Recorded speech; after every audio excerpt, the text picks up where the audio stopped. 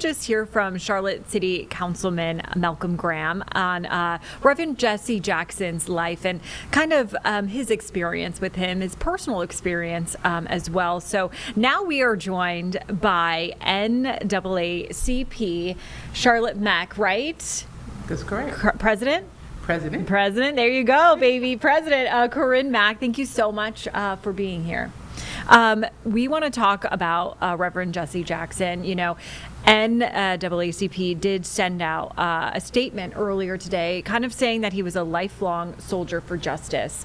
Going back on his history, it's just absolutely incredible what he did, dying at the age of 84.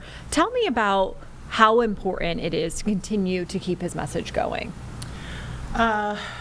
Jesse Jackson was not only a soldier, he was a man of God who really, truly believed in the importance of creating civil and human rights, and how important it was that Black people receive justice across the spectrum.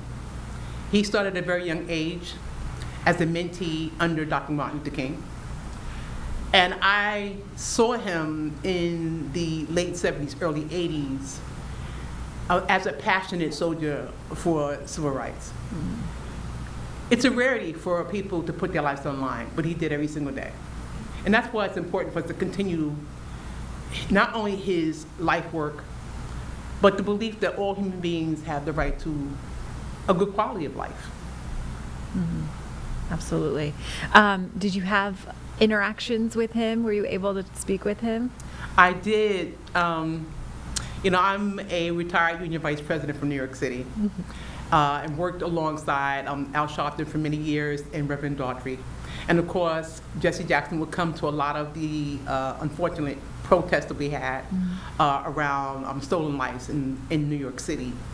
In 1984, he ran for president. I actually ran with a whole bunch of my younger people, to get out the vote because we really wanted to see him become president. He then ran again in 1988. I did the same. I volunteered to try to help him win the presidency. And so that was when I had real interaction with him.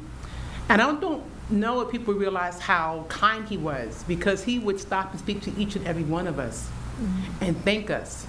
And even when he lost, there was a level of genuine love for the people and promise to continue the movement, and he did. With this, you know, knowing Dr. Martin Luther King, like I've said too, he was right by his side when he passed as well. You know, they're kind of saying this really bridges the gap in history because Reverend Jesse Jackson was so much part of that movement. How do you feel about that and moving forward?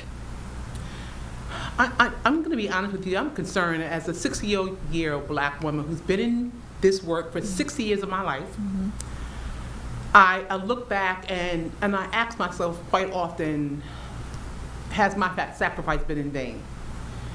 Because I'm not seeing the level of passion around the civil rights movement as I did 40 years ago. We had a Black and Jewish alliance that was really powerful in the 60s and the 70s, and I don't see that, which is why I'm working now to recreate that relationship. And I think it's important that all human beings realize what Jesse Jackson and Dr. Martin Luther King and so many others stood for. And that was for human and civil rights. That goes across all facets of life. And the fact that we are now in 2026 dealing with racism and bigotry and implicit bias, as if we did none of this work, is very disturbing for me. So when I heard that he passed this morning, you know, I shed a tear, and then I straightened my back up and said, you know, living is part of life and dying is as well.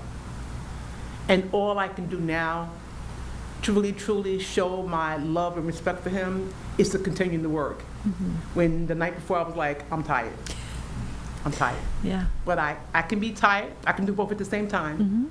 I can be tired, but be as committed to move us all forward in this country. Did he help shape where you are today? He did. The fact that he put himself on the line to run for president, that was the big thing in the 80s. I don't know if people realized how big a decision that was to run as the first black man, just as Shirley Chisholm did in the 70s as the first black woman. But he received a lot of death threats simply for exercising his right to run for office, and stood his ground. And so many of us really respected who he was as a man when he said, I'm going to do this because I believe that I'm the best candidate.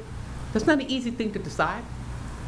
But more importantly, it's not an easy thing to decide in the face of the level of racism and threats that he received. He wasn't as vocal about it as, you know, Dr. King was at some point, and even Malcolm X was at some point. But nonetheless, he too had his life threatened.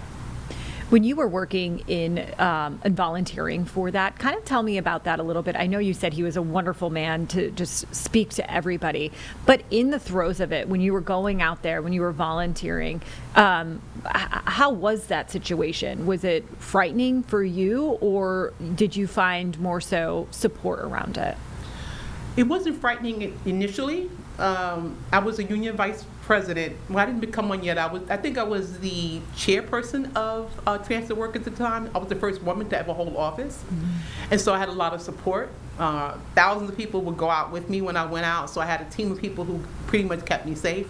But I know my first incident while I was doing campaigning of racism was during that campaign.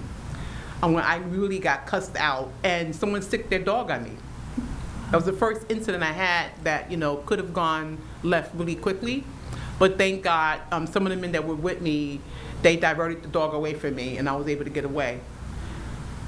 In that moment, I realized that some people didn't care that he was running because he wanted to help all people. They simply did not want him, a black man, to run. And oftentimes, we as human beings prefer to put our heads in the sand and act as if that insidious movement isn't real. And it is. And this man, every single day, sacrificed his life. Every single day. So when we think about Jesse Jackson, I want us to think about the young man, the very young man, who walked with Dr. King. Peaceful protesting at a time where law enforcement was being so violent. It's a parallel to what we're seeing around ICE right now. So I look at what ICE is doing and say, oh, they're back at it again, where some may be shocked. Imagine Jesse Jackson in the throes of that movement, having to quiet his spirit, even though he was angry and frustrated, and sometimes in the midst of deep fear, saying, I'm going to be the example for all of us. I'm going to stand in the gap for all of us. I'm going to love in action for all of us. That's what I respect about him, and that's why I'm going to continue this work. Yeah. Yeah. Today, as people are remembering him, what do you want your message to be as people reflect on his legacy? Love is an action word. He moved in love. And I would hope that we would all self-reflect and find deep inside of us some level of love and portray that love publicly by getting engaged and taking action.